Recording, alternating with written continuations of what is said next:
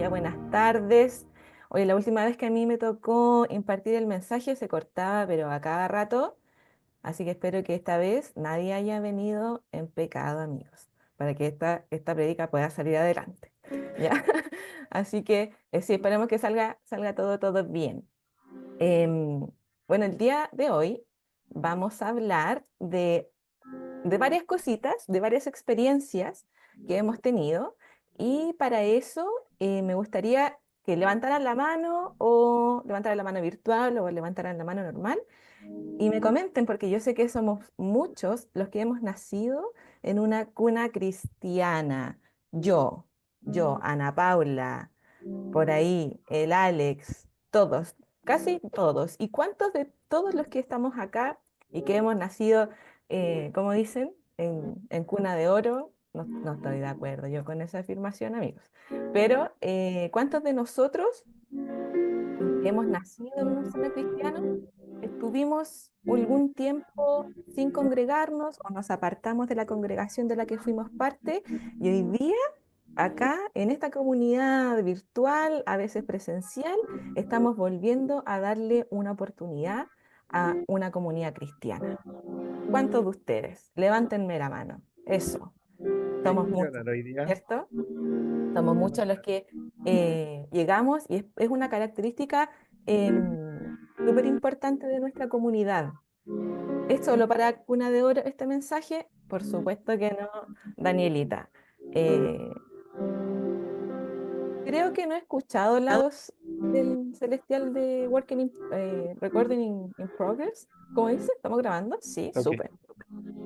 Eh, bueno, como muchos de ustedes y como la gran mayoría de las personas de nuestra comunidad, yo también nací y crecí en el seno de una familia cristiana. O sea, esto es socializada, criada dentro de una iglesia evangélica, y creo que esto es algo que he mencionado hartas veces, a lo mejor cada vez que me toca impartir el mensaje, pero fui guardatemplo con mi familia, es decir, yo vivía en la iglesia por más de una década, entre los 9 10 años casi hasta los 21 años. Y aunque toda mi vida pasé dentro de la comunidad de iglesia evangélica, pentecostal, de alguna u otra forma, en mi ADN, ¿cierto? Hubo una época y hubo un tiempo en que no quise saber mucho de la iglesia, no quise saber mucho de involucrarme em, en un ambiente religioso. Tuve esa, nos referimos a la iglesia evangélica o nos podemos referir a cualquier tipo de comunidad cristiana del que hayamos sido parte, que haya sido, respondiendo a la pregunta, de que haya sido parte de nuestra crianza o que tengamos en nuestro inconsciente desde hace mucho tiempo o desde que tenemos memoria de que hayamos sabido del cristianismo.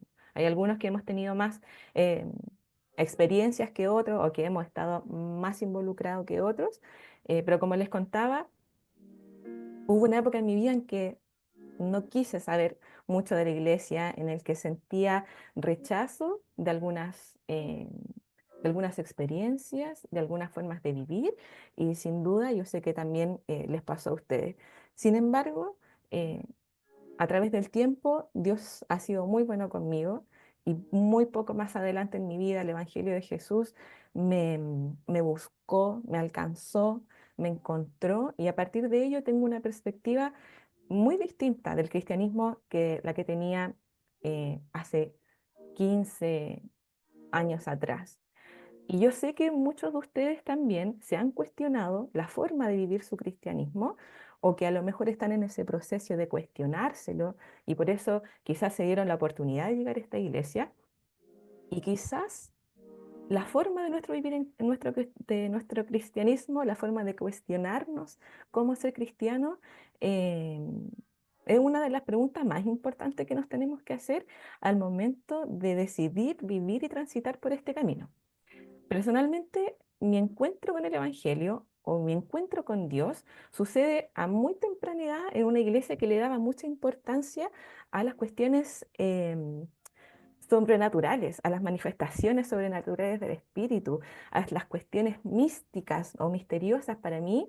Y le puedo decir que era una cosa de todo bien, bien cotidiana. Podía hacer todos los domingos, te podías aparecer un día domingo, sobre todo en el culto de la tarde, a fines de los 2000, o sea, a principios de los 2000, a fines de la década de los 90, y era muy relevante en esa comunidad en la que yo era partícipe y quizá ustedes también, era muy importante la manifestación sobrenatural del Espíritu Santo. Entonces podíamos estar en medio del culto y alguien decía, hermanos, el Señor me está hablando y te dice a ti, pueblo, en esta hora, Jehová tu Dios te dice a ti, pueblo. Por ahí otro saltaba por otro lado y decía que estaba viendo ángeles. Por ahí otro salía que tenía polvo de oro en las manos. No sé si en alguna de la iglesia en la que participaban ustedes también se vieron ese tipo de cosas. eh, y la verdad, amigos, era una constante, era algo de todos, de todas las semanas. Está en mi memoria, en mis recuerdos más prematuros de mi existencia humana, ese tipo de experiencia. Pero adivinen qué, yo sentía que eso le pasaba a todo el mundo, menos a mí.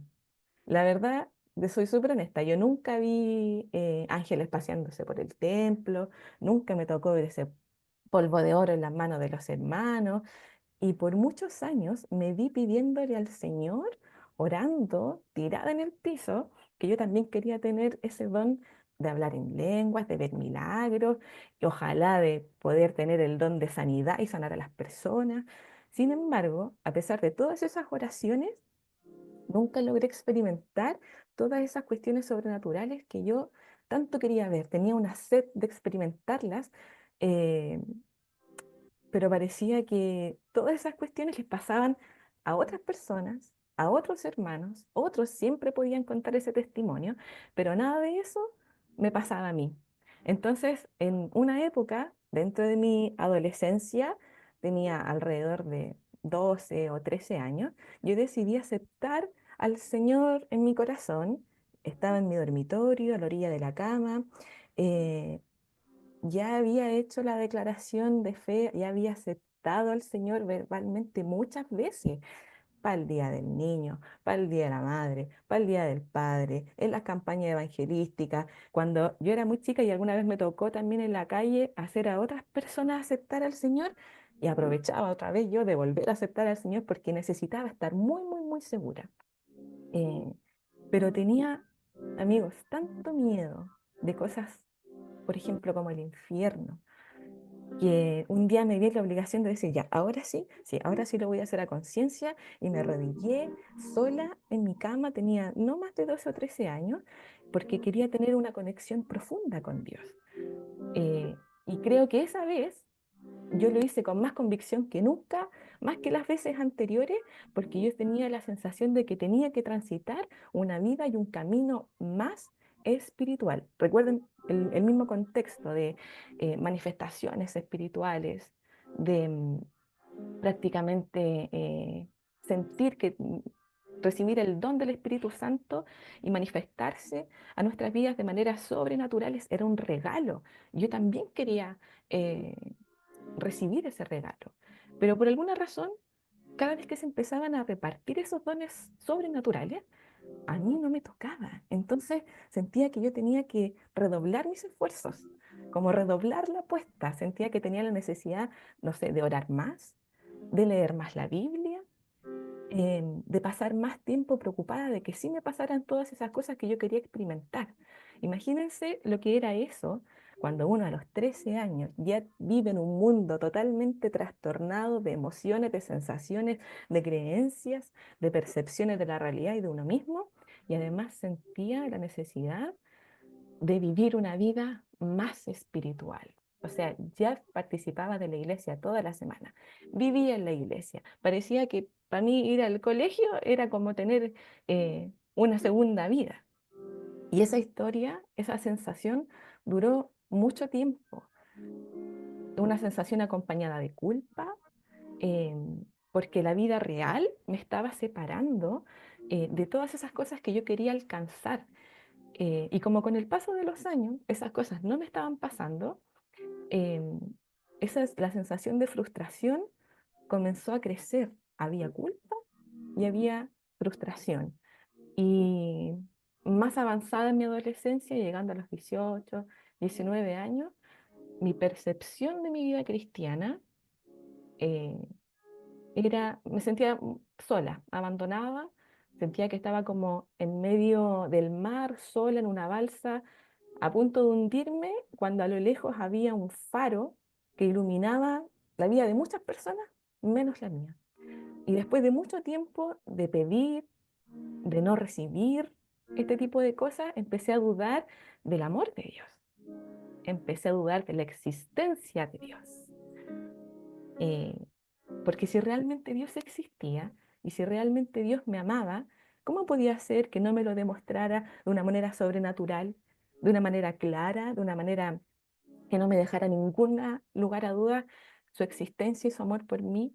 Entonces, cada vez que alguien se acercaba, em, después de un culto, o antes de un culto también, porque esto podía pasar en cualquier momento, y me decían, Dios me habló y me dijo, me lo decían de una forma tan normal, tan cotidiana, como quien habla con su amigo todos los días. Yo me sentía prácticamente una pésima cristiana porque ¿cómo Dios le va a estar hablando a las personas de una manera tan clara, tan concisa y tan amigable? Y a mí no. Cada vez que alguien tenía una experiencia sensorial con el Espíritu Santo, yo no sabía de qué me estaban hablando porque Dios no se relacionaba conmigo de esa forma. Entonces, mi búsqueda de Dios en el plano y en el terreno sobrenatural me dejó muchos años con un sabor amargo. Yo quería orar, obedecer la palabra, em, a tratar de participar en los ayunos, en las vigilias que hacíamos, pero a pesar de todos esos esfuerzos, em, bajo mi perspectiva, esfuerzos espirituales, no lograba dar con esa llave, como se acuerdan como la del último pasajero, para los más antiguos, los programas de sábado gigante, en donde encontraba ahí la llave ganadora, em, que desbloqueara, ¿cierto? ¡Buah! Toda esa lluvia de experiencias, de sensaciones, que destrabaran ese misterio de Dios del que todas las personas hablaban. Me sentía enojada, me sentía culpable, porque Dios no me decía nada, no me revelaba nada, según mis propios criterios, de lo que era mi concepción de tener una revelación de Dios. Y además sentía desconfianza de esta relación con Dios, sentía desconfianza incluso de las personas que lo experimentaban, porque ¿cómo era posible que eso que le pasaba a todo el mundo no me pasara a mí? Y a través, bueno, de los años me he dado cuenta de que em, muchas formas en que los cristianos hemos encontrado acercamiento a Dios ha sido a través de estas formas místicas, ascéticas, que le llaman algunos expertos, pero no los quiero enredar con palabras, pero se trata de que tenemos que hacer mucho esfuerzo humano para poder estar espiritualmente más cerca de Dios. Es como una especie de deporte. Hay que hacer mucho, entrenar mucho, sacrificarse, invertir muchas horas de cansancio y de agotamiento eh, para poder alcanzar, en este caso, ¿cierto? Un acercamiento espiritual con Dios. Eh, ¿Y saben a quién le pasó algo muy parecido o que sintió algo muy parecido a lo que me pasó a mí? Vamos a guardar las proporciones, por supuesto, pero ¿recuerdan a Martín Lutero? Obviamente la diferencia proporcional es abismal. Yo quería orar y hacer más ayuno, pero Martín Lutero también, siendo un monje por 15 años, si no me equivoco, tenía también esa sensación desesperada, esa necesidad desesperada por tener un encuentro con Dios. Y para ganarse el amor de Dios, ¿qué hacía? Por ejemplo, si estaba todo el día trabajando, interrumpía su sueño de noche para poder castigar físicamente su cuerpo. Y es una práctica que, bueno, que ocurre hasta el día de hoy en algunos sistemas religiosos. El sistema de ayuno que había en la época de Martín Lutero era tan extremo que lo podía dejar postrado en cama por semanas. Usaba ropas ásperas, para no poder sentir confort en el cuerpo, se exponía mucho al frío y después se exponía mucho al calor, solamente para castigar su cuerpo. Y todo eso, todo ese sacrificio, era para dejarle en claro a Dios cuánto lo estaba buscando, para dejarle en claro a Dios cuánto él quería encontrarlo. Y Lutero pensaba que castigándose así podía alcanzar la presencia de Dios, y así me sentí muchas veces, sintiendo que tenía que renunciar a toda mi naturaleza humana para poder alcanzar la presencia de Dios o alcanzar esa experiencia sensorial que me corroborara empíricamente, pero no empíricamente, que sí Dios me amaba, que sí Dios estaba interesado en mí. Eh, bueno, de hecho Lutero pensaba que iba, por todos los sacrificios que hacía, se iba a morir joven. No murió joven, pero sí todos esos sacrificios le provocaron daño a la salud hasta el día de su muerte. Entonces, de repente, para entender estas cosas, yo quiero que hagamos un ejercicio.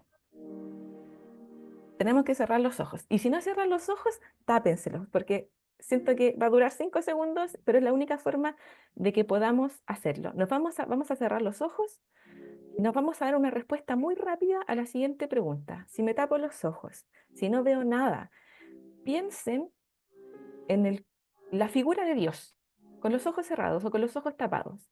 Piensen en este universo, en la figura de Dios. ¿Dónde lo ven? ¿Dónde lo ven? ¿Dónde está? ¿Dónde está ubicado? Rápido, díganme. O levanten las manos, o bajen las En manos al una lado. nube, En una nube. ¿Dónde más? Una galaxia. en el ¿Alguien? centro de todo. En el centro de todo. Perfecto. Bien. Eh, nuestra imagen de Dios, nuestra imagen de Dios, o la percepción que tenemos de la ubicación de Dios, por lo general, y me alegra mucho que no todos hayan dado, no sé, la respuesta de arriba, bien en el cielo, bien lejos. Y yo les soy súper honesta. Hasta el día de hoy, cada vez que pienso en la figura y en la imagen de Dios, em, pienso en un Dios arriba. Y vamos a ver por qué pasa esto. Sobre la Tierra, claro, como arriba de nuestro planeta, ¿verdad?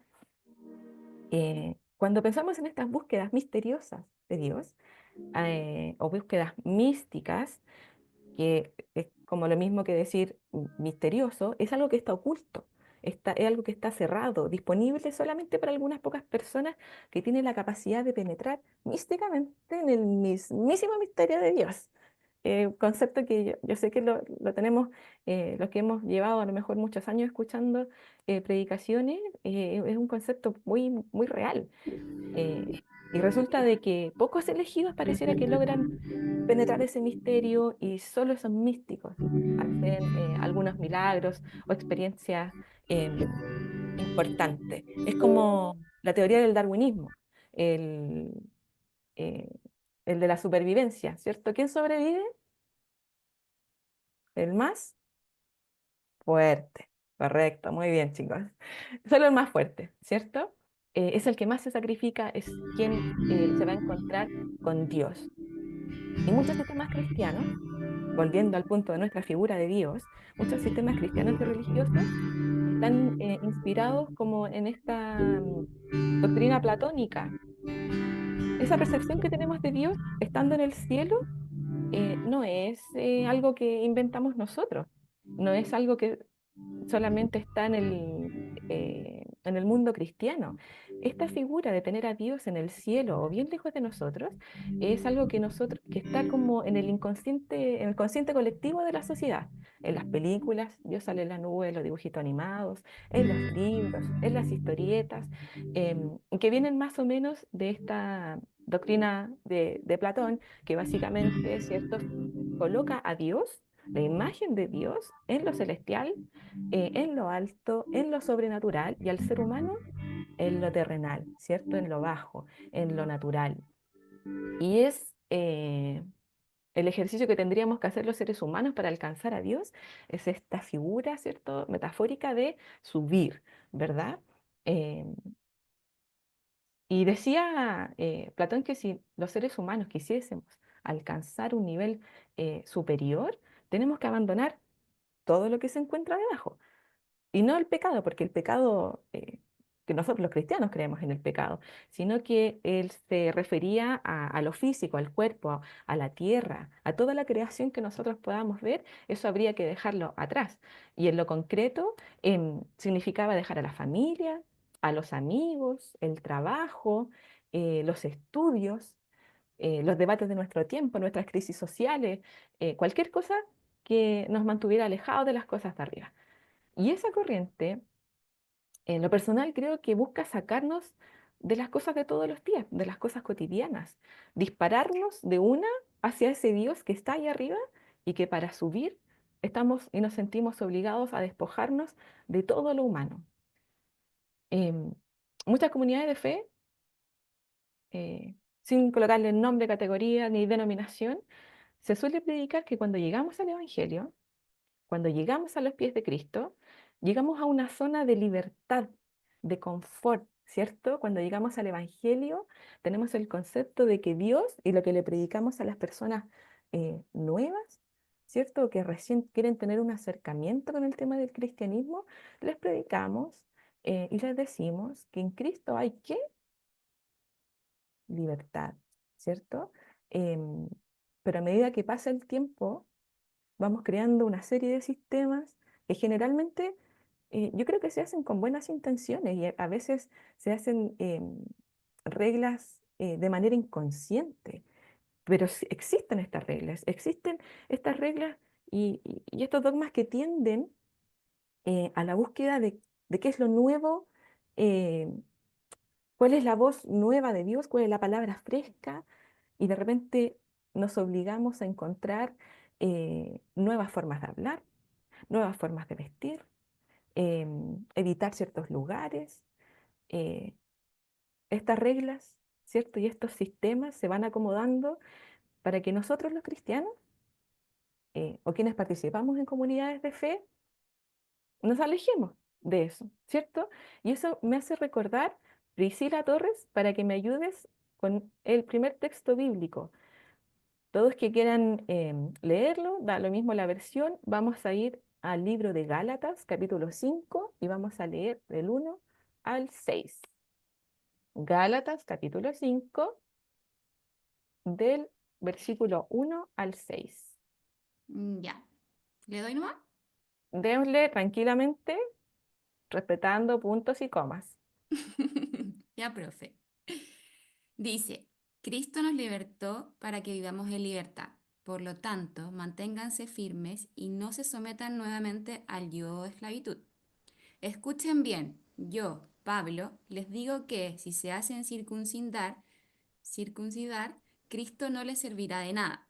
De nuevo declaro que todo el que se hace circuncidar, está obligado a practicar toda la ley. Aquellos de entre ustedes que tratan de ser justificados por la ley han roto con Cristo, han caído de la gracia. Nosotros, en cambio, por obra del Espíritu y mediante la fe, aguardaremos con ansia la justicia que es nuestra esperanza. En Cristo Jesús de nada sirve estar o no circuncidados. Lo que vale es la fe que actúa mediante el amor. Último versículo de nuevo, Priscila, por favor, el versículo 6. En Cristo Jesús de nada sirve estar o no circuncidados. Lo que vale es la fe que actúa mediante el amor. Básicamente, gracias Pri, básicamente, bueno, los Gálatas pensaban y querían practicar su espiritualidad, uno de los puntos importantes para ello era la circuncisión. Pero lo que está haciendo Pablo es que le está diciendo que ese acto humano no tenía ningún valor dentro de la espiritualidad. Les estaba recordando que lo importante es la fe que actúa mediante el amor. La circuncisión era una práctica, bueno, y sigue siendo parte de la cultura judea y de otras culturas también, pero este tipo de prácticas eran para elevar la espiritualidad del ser humano no es algo que haya quedado en el pasado. Actualmente existe la comunidad del Monte Athos, los monjes del Monte Athos, una comunidad que existe desde el año 900 y algo, quizás. Es una comunidad griega, monástica, es una pequeña isla de las penínsulas de Grecia, un territorio autónomo donde cientos de años han vivido exclusivamente monjes ortodoxos, donde se dedican exclusivamente a la oración, al ayuno, donde por ley está prohibida la entrada de mujeres y donde son muy contadas las personas que pueden ingresar a conocer la isla, porque es un lugar exclusivo y cerrado donde estos monjes nunca más en la vida salen de ahí porque han decidido vivir una vida exclusiva de espiritualidad. Em, y así como estas personas eh, y otros sistemas religiosos que nos hemos impuesto como cristianos, nos dicen que esta espiritualidad mística o misteriosa nos dice que luego de muchos esfuerzos vamos a tener esa llave, ¿cierto? Que nos va a dar las revelaciones ocultas y misteriosas que los demás no tienen. Y así vamos creando este cristianismo de segunda categoría, porque están estos que tienen grandes revelaciones y después está el pueblo que no tiene estas revelaciones y los que no la tienen se sienten muy culpables, y cuando sí las tenemos nos sentimos especiales y un poquitito mejor que los otros cristianos. Nunca me sentí así. Si le soy bien honesta, yo siempre me sentí parte del cristiano de segunda categoría porque a mí los dones, esos tipos de dones, nunca se me dieron. Y ese camino me llevó a la frustración y a la desilusión con Dios. No obstante, todo lo anterior, a medida que leemos los evangelios, vamos a identificar la búsqueda terrenal de Dios, a diferencia de esta búsqueda mística de la que estamos hablando. Y puede sonar muy impopular en la práctica cristiana, pentecostal, aferrarnos a lo terrenal. Puede ser eh, una herejía quizás para los protestantes aferrarnos a lo terrenal, pero cuando hablo de esta búsqueda terrenal de nuestra espiritualidad es a través de la misma encarnación de Cristo. Es Dios hecho hombre, es traer Dios a nuestra realidad. Significa que las cosas de Dios lo llenan todo en nuestro espectro de vida, llena nuestro mundo de todos los días. No significa salirnos del mundo para encontrarnos con Dios, no es intentar a través de nuestros propios medios subirnos a esta postura del cielo, ¿cierto? Sino que es mirar al cielo con agradecimiento porque Él ya vino a este mundo terrenal para estar con nosotros. Yo, como Ailín Daque, yo no me aferro a la creencia de que tengo que subir a lo celestial porque Cristo ya vino para estar conmigo. Y esa es prácticamente la historia que podemos encontrar en casi toda la Biblia. Es Dios quien se acerca a su creación. Y vamos a ver muchas veces este mensaje. Por ejemplo, vámonos al libro de Juan, capítulo 1, al versículo 5. Perdón, sí, 1 del 1 al 5. Ya, Vamos a leer Juan 1 del 1 al 5 por si quieren dejarlo anotadito por ahí. Gracias, Alexis. ya. Dice, el verbo se hizo hombre. En el principio ya existía el verbo, y el verbo estaba con Dios, y el verbo era Dios. Él estaba con Dios en el principio. Por medio de él todas las cosas fueron creadas. Sin él, nada de lo creado llegó a existir. En él estaba la vida, y la vida era la luz de la humanidad. Esta luz resplandece en la oscuridad, y la oscuridad no ha podido apagarla. Bien, aquí nos están comentando más o menos esta visión platónica que yo les mencionaba hace un rato, las cosas de arriba. Esos son los 5 primeros versículos. Ahora, Pri, vámonos al versículo 14. Versículo 14. Dice, y el Verbo se hizo hombre, y él habitó entre nosotros, y contemplamos su gloria, la gloria que corresponde al Hijo único del Padre, lleno de gracia y de verdad. Gracias. ¿Qué pasó? ¿Qué vimos recién? Ese Dios imposible de alcanzar de los 5 primeros versículos se hizo carne y habitó entre nosotros y vimos su gloria en nuestro plano, vamos a decir, nuestro plano terrenal. Y esa es el corazón de nuestra creencia cristiana, la vida de Cristo, la encarnación de Dios, de un Dios que vino al mundo. Pero la religión le ha impuesto infinitas trabas al acercamiento del hombre a la imagen y a la vida de Cristo. Y pareciera que cada vez eh, hubiera que cumplir más requisitos para poder alcanzar ese nivel de santidad, de espiritualidad, como queramos llamarlo. Eh, Pablo en algún momento reflexiona sobre esta verdad terrenal, pues sobre esta verdad tangible. ¿Y qué dice el libro de Filipenses, Pri? Filipenses capítulo 2, del versículo 5 al versículo 11. Dice, la actitud de ustedes debe ser como la de Cristo Jesús, quien, siendo por naturaleza Dios, no consideró el ser igual a Dios como algo a que aferrarse. Por el contrario, se rebajó voluntariamente, tomando la naturaleza del siervo y haciéndose semejante a los seres humanos. Y al manifestarse como hombre, se humilló a sí mismo y se hizo obediente hasta la muerte y muerte de cruz. Por eso Dios lo exaltó hasta lo sumo y le otorgó el nombre que está sobre todo nombre, para que ante el nombre de Jesús se doble toda rodilla en el cielo y en la tierra y debajo de la tierra, y toda lengua confiese que Jesucristo es el Señor para gloria de Dios Padre. Amén. Para quienes preguntaron, acabamos de leer Filipenses capítulo 2, versículo 5 al versículo 11. ¿Y qué acabamos de escuchar acá? Para mí, esto es el Evangelio, porque no solamente me está hablando de la salvación, me está hablando de la forma que tenemos nosotros los seres humanos para estar con Dios. Porque si bien empieza diciendo también que en la versión de Reina Valera haya también pues los mismos sentimientos que hubo en Cristo Jesús. O sea, no solamente nos está hablando de la salvación, nos está hablando de nuestra manera de sentir, de nuestra manera de vivir, de nuestra manera de pensar, de relacionarnos, de percibir nuestra realidad.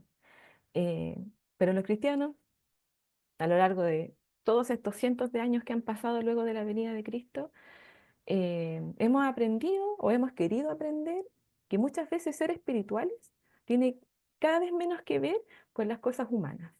Y eso, amigos, sinceramente, a mi parecer, tiene más pinta de otro tipo de filosofías, menos de la que Jesús vino a establecer.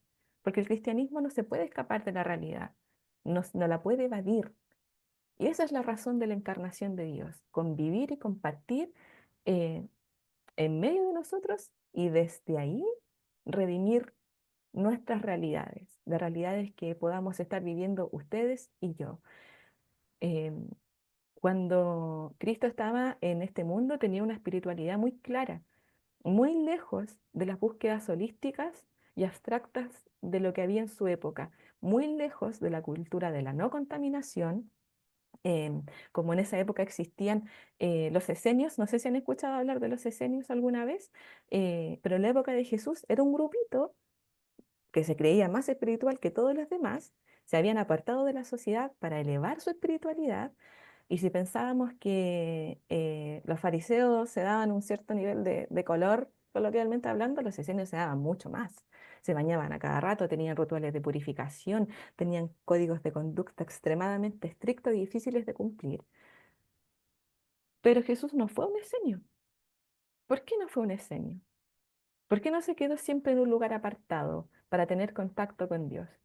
Porque Jesús vino a sumergirse en la realidad de las personas justamente para de esa forma poder acercarnos a Dios, compartiendo la vida real de personas reales, y las personas reales, a esas personas reales les abría los ojos para que pudieran encontrar a Dios, y nos entrega todas estas parábolas que hemos escuchado para poder entender que el reino de Dios es algo mucho más cercano a lo que nosotros hemos creído siempre. No dijo, el reino de Dios es algo que está en un desierto. No habló del reino de Dios así. No nos dijo que para encontrar el reino de Dios teníamos que vivir en solitario. Decía que el reino de Dios estaba en nosotros, en lo cotidiano, razón por la que se le criticó, se le miraba mal, porque gracias a ese acercamiento se le trató de comilón, de bebedor, que no se lavaba las manos la suficiente cantidad de veces al día, y para colmo se juntaba con la chusma del pueblo. Eh, vivió porque él vivía una espiritualidad terrenal. Y cuando tenía que describir incluso a Dios, al momento de poder conversar con Él, podía haber utilizado todo el lenguaje de Dios que conocemos del Antiguo Testamento, ¿cierto? El omnipotente, el omnipresente, el Dios omnisciente, ¿cierto? ¿Qué más? El inconmensurable, ¿verdad? Puede haber usado todas esas palabras. Pero ¿qué expresión usaba Jesús? ¿Cuál fue la expresión que Jesús le enseñó a sus discípulos para poder comunicarse con Dios? Abba, Padre, Elena. Y Abba em, tenía un uso muy doméstico. En la época, los niños podían usar esa expresión para hablarle a su papá en la casa, porque eh, Jesús dio a entender que para hablar con Dios no se necesitaba tanto protocolo. Entonces, cuando Jesús enseñó a orar, pudo haber dicho, en vez de Padre nuestro que estás en el cielo, hubiera empezado con Dios omnipotente, Dios omnisciente, Dios inmutable. Y no es que yo no crea que Dios sea todas esas cosas. Claro que lo creo. Yo creo que Dios es también todas esas cosas. Pero mi humanidad es tan sencilla, es tan pequeña al lado de las cosas de Dios, que siento que tengo tantas limitaciones para entender todo eso que es invisible. Tengo tantas limitaciones para asimilar todas esas cosas como hermosas y desconocidas. Eh, Jesús pensó que lo mejor era que nosotros pudiésemos describirlo como un papá. Jesús no explicaba en lenguajes difíciles de entender y nos dio muchísimos ejemplos a diario, bueno, a diario de su época, para entender lo que era el reino de Dios. Y aquí yo le paso la pelota a ustedes eh, para que puedan descifrar, ¿cierto? Hoy día, nuestra realidad, cómo podríamos aplicar el reino de Dios en un lenguaje cotidiano, porque para él, para poder explicarlo, similar al reino de Dios a una red de pesca, similar al reino de Dios a un rey, que es una gran fiesta de bodas. eh, lo asimilaba como un tesoro escondido que un hombre encontró, como la levadura que usó una mujer, como una pequeña semilla de mostaza, cosas que las personas pudiesen conocer. Eh, y cuando yo entendí ese ese misterio de lo sencillo de lo simple, sentí que se me abrieron los ojos. em, y me hizo libre de la culpa, porque Dios ya había dado ese paso, libre de la culpa de no poder subir, porque Dios ya había venido eh, para estar conmigo y con nosotros. Eh, Dentro de la reflexión, como para ir dando un cierre un poco, nuestra vida, amigos, se basa en tomar el metro en la mañana, comprar una sopaipilla en el carrito afuera del trabajo, compartir ese desayuno con mis compañeros de la oficina, con mis compañeros de la universidad, los fines de semana asistir a un cumpleaños, contestar los mensajes de WhatsApp, responder historias, conectarme los domingos a la iglesia o ir a la iglesia cuando nos toca ir a la iglesia. ¿Y por qué no vamos a permitir que Dios penetre también en todas esas áreas de nuestras vidas? Si eso a Él vino al mundo, a vivir en lo cotidiano de nosotros, a caminar entre todo lo que es impuro y puro, em, todo lo que se valida y no se valida dentro de nuestra sociedad. em, aún así, aún así, con toda esta verdad que, que nos ha hecho libres de todas esas culpas, yo creo que el camino de buscar misteriosamente a Dios a través de las experiencias sobrenaturales van a ser siempre una especie de tentación. Y no digo que sea una mala tentación, no digo que sea, que sea negativo y que no crea en las manifestaciones del Espíritu Santo. Claro que sí. El problema es cuando usamos ese tipo de experiencias como referencias para tener una categoría dentro del pueblo de Dios. Eso es malo. Cuando nos empezamos a comparar que con el evangelista, con el apóstol, con el profeta de moda, porque ellos tienen tipos de manifestaciones espirituales de otro nivel que nosotros no podemos tener. Em, y que de esa manera nos vayamos desprendiendo de una manera negativa y poco sana de nuestra humanidad, porque es algo que no podemos perder. Y si hay algo que yo sí quiero perder de mi humanidad, es la envidia, es el rencor, son los malos deseos hacia otras personas, es mi falta de perdón hacia mí y hacia quienes me hayan hecho daño. Eh, Eso quisiera, y no verme y no volver a repetir historias como yo, una niña de 13 años, sola, eh, haciendo una oración que yo ni siquiera podía entender, usando palabras que a lo mejor ni existían para poder alcanzar eh, esa espiritualidad, porque tenía pánico de que el día de mañana, si yo no lo hacía bien, pudiese llegar al infierno. Em, lo que yo quiero recordar realmente es mi encuentro con Cristo, ese encuentro que tuve muchos años después, cuando en mi desesperanza, en mi dolor, en una realidad desnuda y completamente humana, Jesús salió a mi encuentro, como decimos los cristianos, de una forma muy humana, a través del abrazo de mis amigos, a través del perdón, a través de la compasión que pude recibir. Y saben, Eh, me gusta leer, me gusta estudiar. Me salió como el niño poeta. Me encanta leer, me encanta estudiar. Y yo sé que muchos de aquí también. Y podemos tener una biblioteca llena de libros y una pared llena de diplomas y de reconocimientos porque nos hemos especializado y nos gusta la teología y yo sé más que el otro.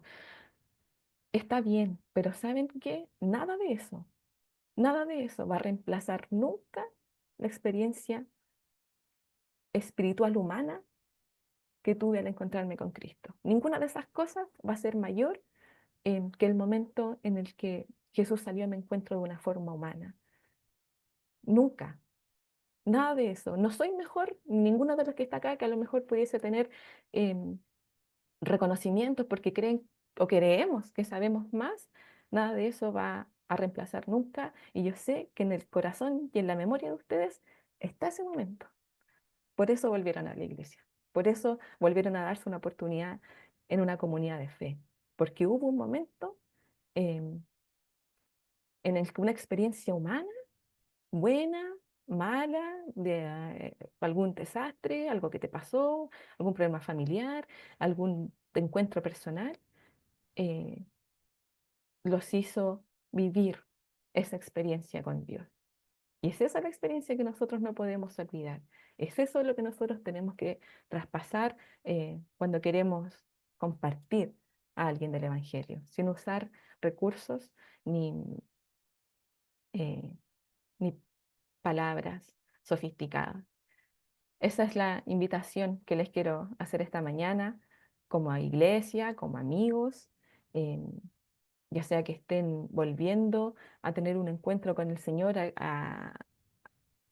a que quieran darse una nueva oportunidad em, con Cristo y con las iglesias.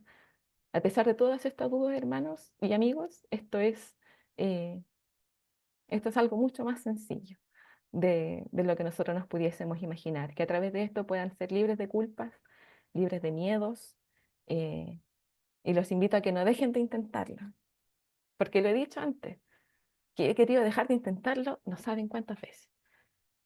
He querido dejar de intentarlo en la otra iglesia, cuando no tenía iglesia y hasta en esta iglesia. He querido dejar de intentarlo.